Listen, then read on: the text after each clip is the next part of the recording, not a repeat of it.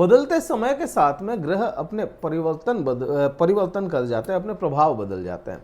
बदलते समय के साथ में ही ग्रह हमेशा अपने बल भी बदल देते हैं। बल मीन्स उनकी ताकत कम या ज़्यादा भी होती रहती है समय के साथ में। परिवर्तन से पहले कोई ग्रह बलवान अवस्था को छोड़ करके निर्बल अवस्था में पहुंच जाता है। आने वाली 18 मई को राहु और केतु ग्रह परिवर्तन कर रहे हैं अपनी राशियों का, वक्र अवस्था में चलते हैं, इसलिए उल्टे ही चलेंगे और इनका जो बल है वह भी उल्टा ही रहता है। मीन्स जैसे आप केतु ग्रह की बात करें आज, तो केतु ग्रह जो है वह आज के समय में 2 डिग्री 1.5 डिग्री के आसपास है ना, तो वह उल्टा ही चलेगा। 1.5 से 1 जाएगा, 0 जाएगा, फिर 29 और ऐसे चलेगा। और दूसरे ग्रह क्या होते हैं, वह सीधे चलते हुए बलवान होते हैं। अब यहाँ पे बात सिर्फ इतनी है कि केतु ग्रह निर्बल अवस्था में पहुंच गया और परिवर्तन से पहले ही आपको क्या बदलाव देखने को मिलेंगे, क्या फायदा हो सकता है, वो समझें अगर तो कुंभ राशि के अष्टम भाव में केतु ग्रह पिछले 1.5 साल से विराजमान है। 1.5 साल बहुत लंबा समय होता है, एक तो ये। दूसरा, अभी आप देखोगे कि कुंभ राशि को शनि देव की 7.5 का अंतिम चरण भी शुरू हो गया और अष्टम भाव से केतु ग्रह भी प्रस्थान कर रहे हैं। अष्टम भाव क्या है, दुख दर्द पीड़ाएं हैं एक। दूसरा, केतु ग्रह क्या है, केतु जो है वह आप देखो, राहु को अपन रहस्य बोलते हैं, लेकिन रहस्यों का भी रहस्य कोई है ना, तो वह केतु ग्रह रहस्यमयी ग्रह है। इसको समझना, इसको समझाना बहुत मुश्किल है। अब ऐसा कोई रहस्यमयी ग्रह अगर अष्टम भाव में रहस्यों के ही भाव में चला गया तो जिंदगी को एक लूप बना देता है। अब वो लूप ऐसा बना देगा कि आप ना उस लूप को ब्रेक नहीं कर पाते। अब ये 8वां भाव से अपने को प्रभाव क्या मिल सकते हैं वो समझें। 8वां भाव जो है ना वह पीड़ा का भाव है। ये भाव को पीड़ा ही बोला जाता है, 8वें भाव को, या कहते हैं कुछ जगहों पे आपको मिलेगा ये शमशान का भाव है, ये वो दुख दर्द, ये वो पीड़ाएं हैं जो होती तो है लेकिन दिखती नहीं है। आप कहेंगे कि हाँ मुझे ये समस्याएं हो रही है, महसूस होती है, समस्याएं होती है, लेकिन क्यों होती है पता नहीं। जो ये पता नहीं है ना वही 8वां भाव और यही पता नहीं ही केतु है। अब यहाँ पे क्योंकि यह अपनी निर्बल अवस्था को चला गया केतु और प्रस्थान कर रहा है, तो यहाँ पे आपको प्रभाव इसके देखने को मिलेंगे, पीड़ाएं कम होंगी। गुप्त शत्रु 8वें भाव से देखा जाता है, क्योंकि मैंने कहा रहस्य, रहस्य का मतलब हो गया गुप्त। जो भी गुप्त शत्रु है, गुप्त बीमारियां हैं, गुप्त कुछ भी चीजें हैं, वो सब यहां से केतु की वजह से अब कमजोर होती चली जाएंगी और उसका बेनिफिट आपको मिलता चला जाएगा। ससुराल पक्ष 8वां भाव देखा जाएगा। ससुराल पक्ष से भी अगर आप लोगों को समस्याएं थी पिछले 1.5 साल से, चाहे स्त्री हो चाहे पुरुष हो, ससुराल पक्ष की मैं बात कर रहा हूं, तो भी यहाँ पे यह प्रभाव आपको देखने को मिलेगा। ससुराल सपोर्ट करता हुआ नजर आएगा। ये प्रभाव भी आपको कुंभ राशि वाले जातकों को देखने को मिलेगा। अब यहाँ पे केवल 8वां भाव ये तो है ही नहीं, 8वें भाव से आप अपने धर्म की ताकत भी जान सकते हैं, क्योंकि धर्म का ये भाव धर्म का है और ये भाव धर्म की हानि का है। धर्म की हानि हो जाना, अगर आपके हाथ से धर्म की हानि कहीं ना कहीं हुई थी तो वह भी यहाँ पे ठीक हो जाएगा। आपका बिल्कुल माइंड चेंज हो जाएगा और वह कहीं ना कहीं धर्म की ओर अग्रसर भी आपको करता हुआ नजर आएगा। अब यहाँ तक अपने को समझ में आती है चीज़ें। केतु का आस्पेक्ट, केतु की दृष्टियाँ समझें, क्योंकि कोई भी ग्रह तो उसकी दृष्टियाँ तो होंगी ही सही।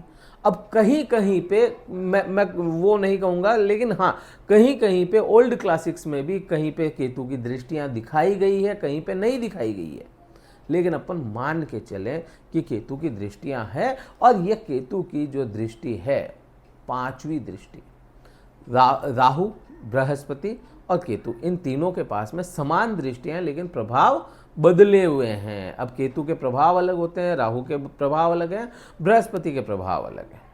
केतु क्या है? डिटैचमेंट का कारक है, सेपरेशन का कारक है, होल्ड पे डाल करके भूल जाएगा, ऐसा कारक ग्रह है। अब ये जब तक यहाँ पे बैठेगा, जहाँ पे भी बैठेगा, ना केवल यहाँ पे 8वें भाव पे, कहीं पे भी बैठेगा, वहाँ से जहाँ जहाँ देखेगा अपनी दृष्टियों में, वहाँ वहाँ पे अपने प्रभाव होल्ड पे डाल देगा, या कहूँ कि होल्ड पे डाल करके भूल जाएगा, छोड़ देगा, मनाही कर देगा, ऐसा कारक ग्रह है ये। अब ये यहाँ से देखेगा, आपके 5वां भाव देखें यहाँ से गिन के, तो 1 2 3 4 और 5 12वें भाव पे जाती है। 12वां भाव क्या है? 12वां भाव मौज मस्ती है, तो 12वां भाव मोक्ष भी है। 12वें भाव से अमूमन कहा जाता है कि आप मोक्ष को अग्रसर हो रहे हैं अगर, तो ये 12वां भाव है। लेकिन मोक्ष को कब इंसान प्राप्त करता है? जब अपने जीवन की मौज मस्ती पूरी कर ले। मैं तो इतना ही मानता हूं कि अगर ग्लास है, उसमें पानी है, तो वो खाली कब होगा? या तो उसको गिरा दिया जाए, उसको पी लिया जाए। बात यही है ना। तो आपके जीवन की जो भी पीड़ाएं हैं वो भोग लोगे तो 12वां भाव एक्टिव होगा। आपके जीवन की मौज मस्ती है, आपके जीवन का ऐश्वर्य है, वो भोग लोगे तो आपको वह मोक्ष प्राप्त होगा। तो अब यहाँ पे अपन देखें कि 12वें भाव को कहीं ना कहीं यह मोक्ष है, तो आपके कर्म जो हैं या आपको जो मिलना है उसका भी यही कारक है। तो जो चीजें मिलनी चाहिए थी 12वें भाव से, उनको भी होल्ड पे डाल दिया। 12वां भाव और क्या? विदेश है। विदेश से कमाया धन भी है, विदेश में जाकर के सेटलमेंट कर लेना, अपने आप को सेटल कर लेना, तो ये भी है। विदेश की यात्राएं भी है, तो यही भाव हॉस्पिटल का भी भाव है। हॉस्पिटल में खर्चे, सडन खर्चे, अगर अचानक से कोई खर्च आ गया तो वो भी तो है ना। तो अब इन सभी चीज़ों में आपको आराम मिलता हुआ नजर आएगा। जिन लोगों को अचानक से कोई खर्चे आ रहे थे, बीमारी पे पैसा लग रहा था, वो भी यहाँ पे कम हो जाएगा। प्लस यही भाव जो है ना, अपन है ना पति पत्नी के लिए 7वां भाव देखते हैं, नो डाउट, लेकिन पति पत्नी के संबंध को जोड़ना, या कहूँ कि पति पत्नी के आंतरिक संबंध जो बेडरूम में होते हैं, उनका भाव ये 12वां भाव है। तो अब यहाँ पे केतु जैसा ग्रह देखेगा तो आपको क्या दर्शाता है? डिटैच करना। तो जिन लोगों को पति पत्नी के आंतरिक संबंधों में समस्याएं थी ना, तो वह भी कम होती हुई नजर आएगी। यहाँ पे काफ़ी अच्छा अपने को रिजल्ट देखने को मिलेगा। अब 7वीं दृष्टि की अपन बात करें अगर, तो 7वीं दृष्टि में राहु ग्रह बैठा है, और राहु और शनि यहाँ पे हैं। अब दृष्टियाँ किसकी पड़ गई? इस पे, केतु पे। राहु की तो हमेशा रहती है, तो वो तो नॉर्मल सी बात है। शनि की दृष्टि इस पे आ गई, लेकिन शनि बलवान नहीं है। जब तक बलवान होगा, केतु इतना निर्बल हो जाएगा और परिवर्तन कर जाएगा कि उसका प्रभाव लोप सा है। सेम यही कंडीशन बृहस्पति पे भी जाएगी, जो बृहस्पति आपके सुख भाव में बैठा है, यही कंडीशन यहाँ पे भी जाती है। तो शनि और बृहस्पति के दृष्टियों के संबंध इतने बड़े नहीं है अभी। बात केवल इतनी सी है कि यहाँ पे केतु निर्बल हुआ है, तो ठीक उसी समय राहु भी निर्बल हुआ है। तो यहाँ जिन लोगों को आर्थिक समस्या, पैसों की मंदी या इस टाइप की कोई समस्या थी, वाणी को लेकर के प्रभाव अच्छे नहीं थे, तो वह ठीक होते चले जाएंगे। उसमें प्रभाव राहु ला रहा है। और राहु का डिटेल देखना है ना, तो आप है ना मेरे वीडियो चेक कीजिए, पहले मैंने बनाया हुआ है, तो हो सका तो डिस्क्रिप्शन में दे देंगे या कार्ड में उसका लिंक दे दूंगा मैं राहु का, तो वो देखेंगे और क्लियर समझ में आएगा। अब यहाँ से अपन 9वीं दृष्टि देखें, तो 9वीं दृष्टि आपके सुख भाव पे जाती है।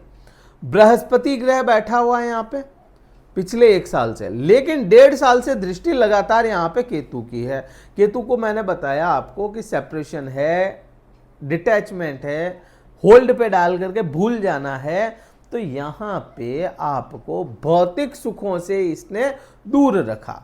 जहां भौतिक सुख की समस्याएं थी आपको, वह कम होती हुई नजर आएगी।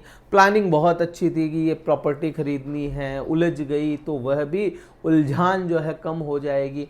एक तो ये 12वां भाव न्याय का भी माना गया है ना, मैं 12वें भाव में मैंने बताया नहीं आपको, 12वां भाव न्याय का भी है, 12वां भाव विदेश से पैसा कमाने का भी है ना। तो यहाँ पे आप देखो कि 12वां भाव न्याय है, और यहाँ पे अगर प्रॉपर्टी फंसी हुई थी तो यहाँ से और यहाँ से दोनों ही जगहों से आराम मिलता हुआ नजर आ रहा है अपने को। तो इसमें भी चीज़ें ठीक होती हुई नजर आएगी। माता का स्वास्थ्य अगर खराब था तो उसमें बहुत सुधार धीरे धीरे ही सही लेकिन देखने को मिलेगा। तो ये प्रभाव आपको केतु ग्रह देने वाला है, दे रहा है, और बहुत जल्दी इसके प्रभाव आप पे दिखने लगेंगे। तो ये वीडियो कहीं अच्छा लगे लाइक कीजिएगा, शेयर कीजिएगा, सब्सक्राइब जरूर कीजिएगा चैनल को। और अगर कुंडली विश्लेषण करवाना चाहते हैं, डिस्क्रिप्शन में कार्यालय का नंबर दिए हुए हैं, व्हाट्सअप मैसेज द्वारा संपर्क करके अपना स्लॉट बुक करवा के मुझसे बात कर सकते हैं। इस वीडियो में इतना ही था। जय हिंद, वंदे मातरम, भारत माता की जय।